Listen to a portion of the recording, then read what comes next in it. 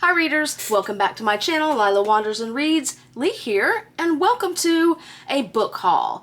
These are not all the books that I bought in June, but it is several of them. Anywho, this is actually two book hauls in one. The second one was really kind of eclectic, and I looked at the books in the bag and I was like, was I drinking? And I had been across the street and had an espresso martini, so I walked it off at the Barnes & Noble. Anywho, but the first one was a new release, and two are not new releases. One of them is a book I've picked up and put down several times. The other one is a reread. And the first two, both are books that have movies coming out about them in the next year or two. And the first one that I picked up was a copy of The Running Man by Stephen King. Now, I've already read The Running Man years ago. I have a copy, but this copy is a little bit old and more delicate, so as with Carrie, I wanted to purchase a readable copy so I could do a reread before the movie comes out. I watched the trailer, it looks really good. But what's it about? Because I don't remember.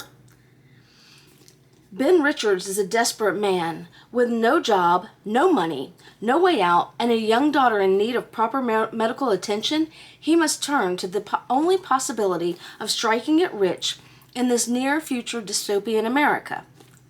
These glasses, I'm not sure about these new glasses. Let me know what you think about them. Participating in the ultra-violent TV programming of the government-sanctioned network. Ben soon finds himself selected as a contestant on the biggest and the best that the network has to offer, The Running Man, a no-holds-barred 30-day struggle to stay alive as public enemy number one, relentlessly hunted by an elite strike force bent on killing him as quickly as possible in front of an audience all too eager to see that happen. It means $1 billion in prize money if he can live for the next month. No one has ever survived longer than 8 days, but desperation can push a person to do things they never thought possible. And Ben Richards is willing to go the distance in this ultimate game of life and death. This was King writing as Richard Bachman. Again, I wish I did. I read this after it had come out that Stephen King was Richard Bachman. So, I will let you know what I think about it when I get to it. The next book is one that I've picked up and put down several times. If you follow my channel, you know I am not really a sci-fi girly, but I saw the trailer for the movie Project Hail Mary, written by Andy Weir, and is it Weir? I don't know. Anyway, I couldn't resist it this time. The movie looks excellent. I can't remember when that one's coming out, but I want to see it, and before I see it, I've got to read about it. So, a lone astronaut, an impossible mission, an ally he never imagined. Ryland Grace is the sole survivor on a desperate last chance mission, and if he fails, humanity and Earth itself will perish. Except that right now he doesn't know that. He can't even remember his own name, let alone the nature of his assignment or how to complete it. All he knows is that he's been asleep for a very long time, and he's just been awakened to find himself millions of miles from home with nothing but 2 corpses for company. His crewmate's dead, his memories fuzzily returning. Ryland realizes that an impossible task now confronts him. Hurtling through space on this tiny ship, he must puzzle out an impossible scientific mystery and conquer an extinction-level threat to our species. And with the clock ticking down and the nearest human being light years away, he's got to do it all alone. Or does he? So,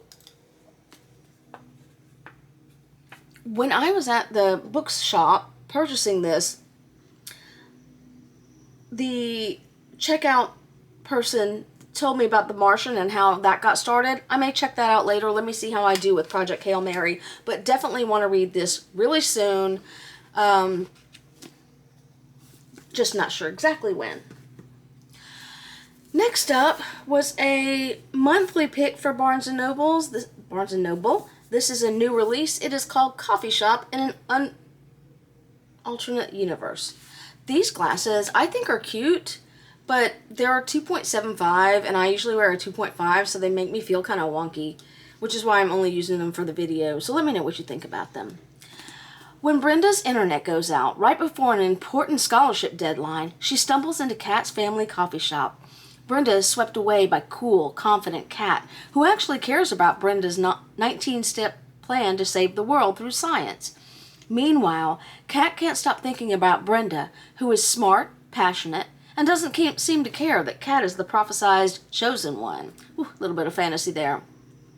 The only problem? Kat and Brenda are from different universes, like need to find a portal to go on a second date different universes. As their realities collide and things spiral out of control, can a girl determined to save the world find love with a girl determined to outrun her own destiny? This looks fun. When I'm looking for something cozy and light, this is going to be my next read, hopefully. Anyway, here is the espresso martini, part of the book haul. I don't know why I picked this one up, except it looks fun. Blood Like Me by Stuart Neville. Apparently this is, I guess, the beginning of a trilogy. I've never read Stuart Neville before. I will let you know what I think of him. This has mixed reviews, like 3-point-somethings. I do like the edges, though. God, I love me some sprayed edges.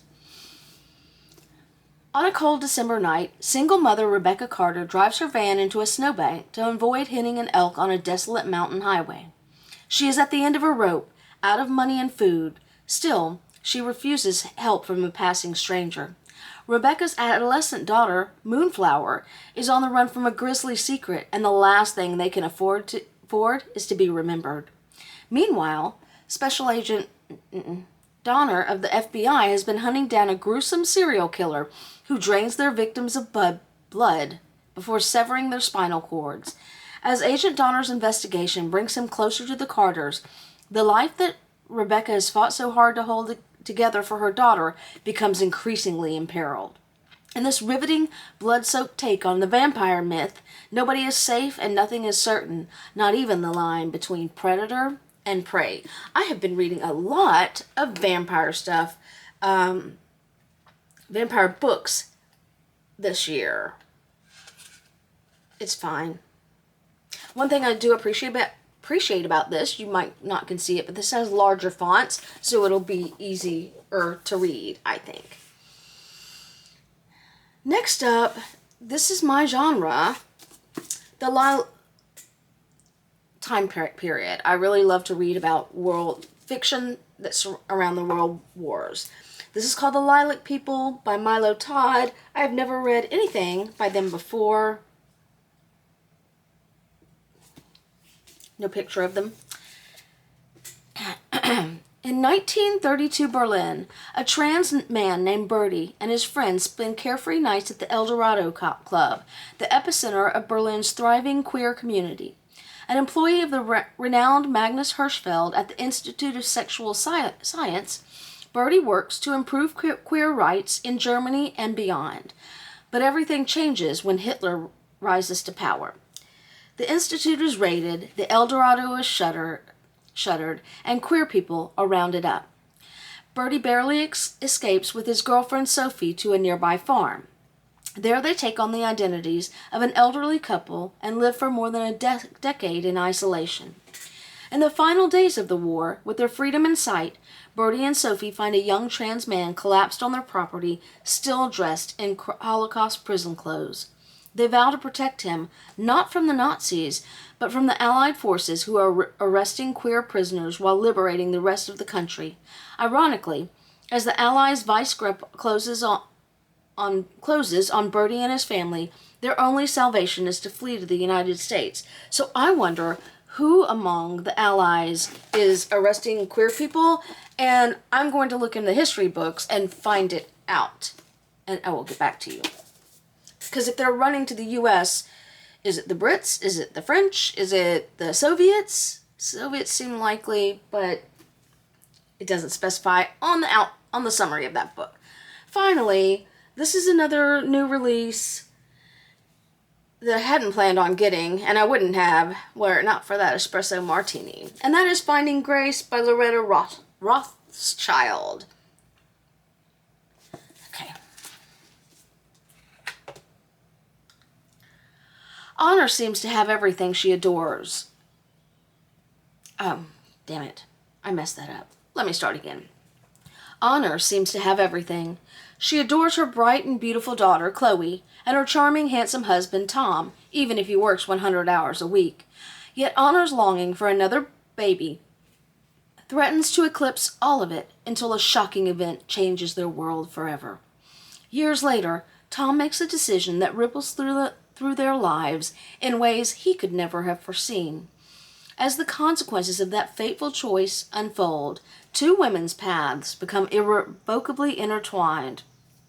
But when old love clashes with new, who will be left standing? And what happens when your secrets come back to haunt you? Now, this seemed fun. I'll let you know what I think about it. First up, though, I plan to probably try to get to Project Hail Mary as soon as I can.